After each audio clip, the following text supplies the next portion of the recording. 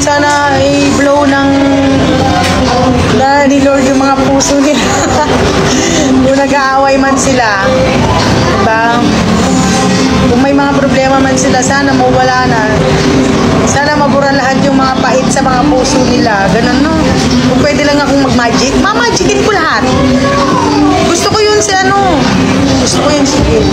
Kasi siya din prangkahan. Totoo siya. Ganun. Hi guys! So, binigyan ako ni CL ng gift.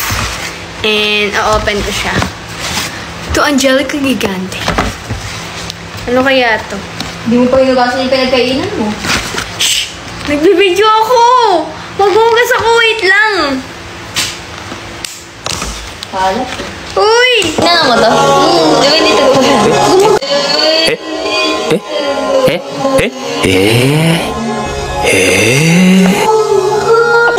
Grabe ka naman! Hindi ko magana yan! Wala na, hindi na rin nabibili yan. Ini-explore mo yung hindi naman totoo eh. Oo, di sana sinasabi mo yung totoo.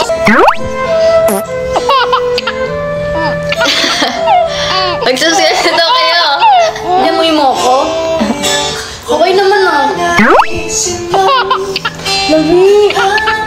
Okay yan. Hindi, amoy pang kulay pa din. Minsan ka lang kasi maligo eh. Hayaan yung sila yung magsalita sa inyo. Pag nagsalita sila, doon na kayo gumawa kung gusto ninyo gagawa. Tsaka kahit naman kung ano naman ang mangyari sa kanila, wala naman tayong karapatan, di ba? Alimbawang naghiwalay.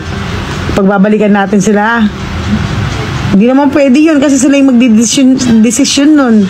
Sila yung makakaramdam nun, di ba? Hindi naman tayo. Huwag kayong mag-away-away.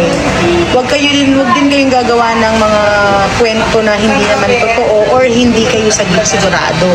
O kung meron man kayong nalalaman kasi sinabi ni ganito, ganyan, tahimik na lang, di ba? Para wala na lang gulo. Huwag na lang kasi ang sakit lang Ang sakit lang na pati yung fandom nag-aaway, ganun. Parang dati, yung nangyari dati, di ba, nag-aaway-aaway. Kasi, tapos ngayon okay na sila, tapos ngayon meron naman. So sana, yun lang talaga kahit sa birthday ko, yun lang ang wish ko, yung mawala yung ganun, yung maging tahimik na lang. Yung mga fan dyan, mga mag-support na lang, di ba?